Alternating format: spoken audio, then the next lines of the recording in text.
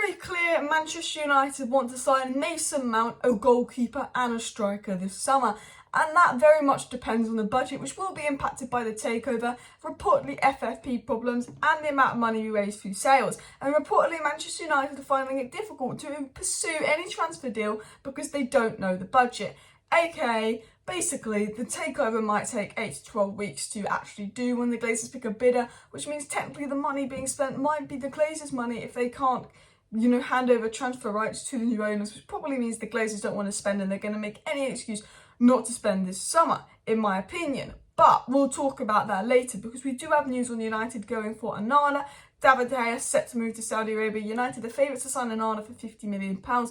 And Laurie Whitwell, credible journalist who works for The Athletic, has given an update on United looking at Gonzalo Ramos, Ollie Watkins, Rasmus Højlund, who seems to be our number one target after Kane, but that depends on the price tag because they want €100 million when he's only worth €40 million because, United tax. And of course, Victor Osimhen, who of course United are obviously interested in, but again, way out of price range. So we will be talking about the transfer news, but first of all, we're going to talk about the takeover. The takeover that apparently we're meant to hear something on this week, but I did say, they say that every week and we don't hear anything. They've not picked an exclusive bidder, but it is edging towards Qatar. But I swear, if I have had to wait 7-8 months for them to name Sergio Ratcliffe, I'ma be fuming.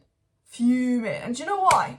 Because a friend of Sheikh Jassim, Xavi, who worked in Qatar for 6 years, has spoken out about what kind of owner Sheikh Jassim would be. Dante, who was at Nice, the captain of Nice, spoke out about what an awful owner Sergio Ratcliffe has been. So let's get into what Xavi said on Sheikh Jassim because it's all positive, and compare it to what Dante said about Sir Jim. Xavi said this on Sheikh Jassim: I have a good relationship with the person interested in buying the club, Man United. He's a serious person and I'm sure he will do a good job. I know him so well. He's a very good person with responsibility. It would be a very good option for United.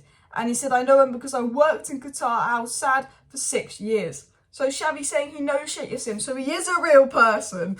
With all those jokes. But he's saying, look, he'll be good for United. He's a responsible person. I know him and only speaks positively of him. And he's obviously knows him. Dante, who's at Nice, basically said the 4 years that Sir Jim's been here, it's not been good. And that's Nice fans that I've spoken to have said since Sir Jim's been in charge, the club has gone downhill. Sir Jim can't get Nice competing in a Farmers League with all his money. How do you expect him to get United to be competing at the top? I don't. And if he is picked to be that exclusive bidder, I will be absolutely broken. Because not only am I seeing clubs like Arsenal, who don't always have loads of money, doing smarter business like Declan Rice and Lavia, but we are doing Mason Mount in midfield that doesn't solve our issues. We need a director of football. We do not do smart business in the transfer window. We do spend a lot of money and we do have the money, technically because we generate so much money, to somewhat compete with City, Liverpool and all these teams, because we've seen Arsenal give City a little bit of a challenge, but we've seen Liverpool give City a challenge in recent years. But we can only do that if we spend smartly, and we're not spending smartly. So if Sergio Ratcliffe comes in, he's got to be a good person. Bring in Paul Mitchell, and we've got to start spending smartly because he will not have the resources to compete with Man City. And I don't believe Sergio Ratcliffe will do that because he's not been a good owner of Nice. While Xavi speaks very positively of Sheikh Jassim and what they will do, they want to completely oversee the board, get rid of Murta, get rid of Arnold, bring in this, bring in that. They want to completely make this club competitive again, like Man City, like Abu Dhabi have done with Man City. They want to make us a top club again. And after 17 years of being drained by the Glazers, of this club being ruined by the Glazers, we deserve owners that want to take us to the top. How can we be watching Little City compete and match our three-peat and treble in one season? That should never have happened in the first place, because we are Manchester United, we're the biggest club in England, and we don't act like one. So I feel very strongly that I don't want Sergio Ratcliffe now because of what's been said about him, and that I want Qatar.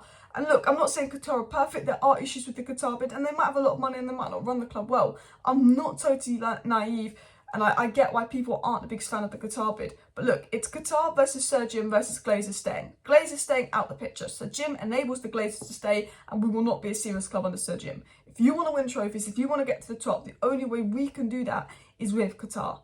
And I feel that, I need some kind of announcement to say to Qatar, because I still don't trust these Glazers. I know it's edging towards Qatar, but I don't trust these Glazers one bit. And I want this takeover to be wrapped up because we can't do anything really in the transfer window. We don't know our budget. No one knows what's going on. But Jamie Jackson literally said there's 800 jobs on the line and they were told they'd know by March. They don't know now. They can't make plans. People are stressing. People have got money issues. We're in a cost of living crisis. But the Glazers don't care because they're so unbelievably selfish. So obviously the news on Qatar is basically reports coming out saying that they would be good owners and Sheikh Jassim would be good owners, while Nisa complaining that Sejim's a bad owner. So that makes my mind up on who I want to be the next owner of United. But we've had reportedly do up to £120 million in transfers before new owners come in, reportedly, and any other money we do in transfers must be raised through sales. Now, United keep talking about FFP, but we know there's many ways to get around FFP, and that they will be using this if the Glazers are in charge for the majority of the window as an excuse not to spend. So, what was said regarding United? It was said on the Onana situation, because United's going for Onana. Currently, Chelsea are considered totally excluded from a deal for Andre Onana after meetings with Inter Milan in London. Manchester United have an important liking for the goalkeeper. Inter will not negotiate for lower than €50 million. The price for Onana seems to be about £50 million, and apparently Chelsea are out of the race, which gives United a nice clear sweep of Onana. I think Tottenham are going in for Raya. I think United are looking at Onana and Diogo Costa, it looks like. What else was said on the goalkeeper situation, however? It was said by Chris Wheeler, the likes of Andre Onana or David Raya are valued in the region of 40 million as opposed to the 15 million it would cost to bring in a competitor for De Gea, which underlines the issues United face this summer working with a tighter budget to meet FFP requirements.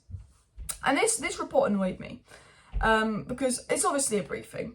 It's obviously a briefing of, oh, we might have to bring in a cheap keeper to compete with De Gea because of FFP. You've not got Harry Kane. You've told Ten Hag you can't get Harry Kane because he's out of budget. And you told Ten Hag if he wants a goalkeeper, you can't get Harry Kane. So instead of going for a 100 million striker, we're now going for a 50 million striker so we can afford a 50 million goalkeeper. So don't tell me we're going to spend 50 million on Rasmus Højlund and 15 million on the keeper and 50 million on Mason Mount and call that a summer window, because that's an absolutely pathetic summer window. And that's exactly what the Glazers will try and do. That is exactly Glazeronomics. Don't tell me that. We've dropped out the Harry Kane race. We've just said we won't spend more than 50, 60 million on the striker. So we have the budget to go and sign a proper goalkeeper, because I'm not replacing David De Gea with Pickford. In fact, I would rather keep Dean Henderson. You know what? If De Gea goes, play Dean Henderson if you're not going to sign someone good like Onana or Diogo Costa. And if Dean Henderson stays at the club, then go and sign Harry Kane or Victor Osimhen or Gonzalo Ramos, a big striker, because I like Rasmus Højlund, but he's not advanced enough to lead the line for United. He's not. You know, he's great, he's a young talent, but you can't put that much pressure on him. So United, you know what? You've missed out on Kim Min-jae. Ten Hag will be livid. You've missed out on Harry Kane. You told Ten Hag you can't get Harry Kane because he's out of budget. You missed out on an opportunity to get Moises Caicedo and challenge Arsenal for Declan Rice. You're going to miss out on Lavia. You're going to miss out on Barella. Your only midfield signing looks to be Mason Mount and Rabiot, which aren't going to solve our midfield issues. So poor old Ten Hag, we need to get a defensive-minded midfielder. But United, this is my message to you. Put yourself together. Gonzalo Ramos, probably about 80 million. Get him. Okay? Julian Timber, 50 million. Get him. Can play inverted fullback. Ten Hag will like him. We need an inverted fullback if we're putting Mount, Casemiro, Bruno midfield three, because that won't work. You know? Diogo Costa, get him. Or Onana. Get Diogo Costa or Onana. Get Timber. Get Gonzalo Ramos. Go get Mason Mount because Ten Hag wants him dearly. And if there's any money left, you should look at Lavia from Southampton. He can be Casemiro understudy. He can come through slowly. And if we get Qatar, bring Mbappe, please. Nah, I'm joking. But you know what I mean. United need to get the stuff together. They keep going on about FFP. But we literally, was a report by El País where Murta and Arnold had actually gone to Qatar and Sir Jim and said, look, there's a way you can spend up to 400 million this summer if you can make 100 million in sales. And we've got this credit card and you can get around FFP like this and that. Basically, they're only going to use FFP as an excuse if the Glazers are in charge for the majority of the summer. And I don't trust the Glazers because the takeover, Mike Keegan said, could take 6 to 8 weeks to finalise. I feel like the Glazers could be here for the most of summer, and I don't trust them to announce the exclusive bidder until weeks to come, unfortunately. I don't. But what else was said on the goalkeeper situation? It was said Chelsea have ended their interest in Inter Milan goalkeeper Onana, leaving United as favourites to sign the player who will cost about £50 million. However, United tax will be £70 million now, knowing our luck. But it was also said David De Gea's future at Man United will be resolved before any move for a new goalkeeper is launched. But news coming in right now is saying David De Gea is very much leaning towards going to Saudi Arabia. Rodrigo Faez said just in Saudi Arabia were fishing in Manchester last week to get players from City and United. David De Gea is now thinking about a move to Saudi Arabia.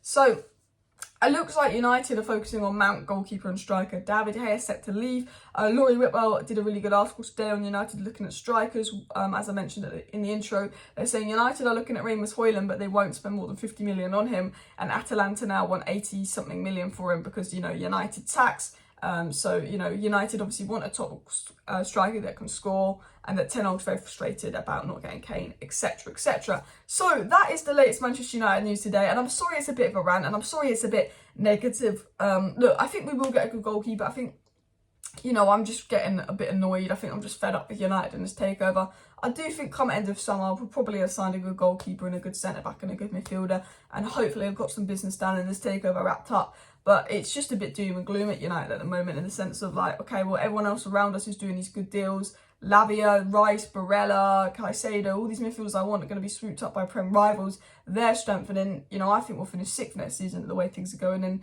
that means Ten Hag's progress this year is kind of stripped. And look, at the end of the day, would I sacrifice this transfer window if we meant we got Qatar?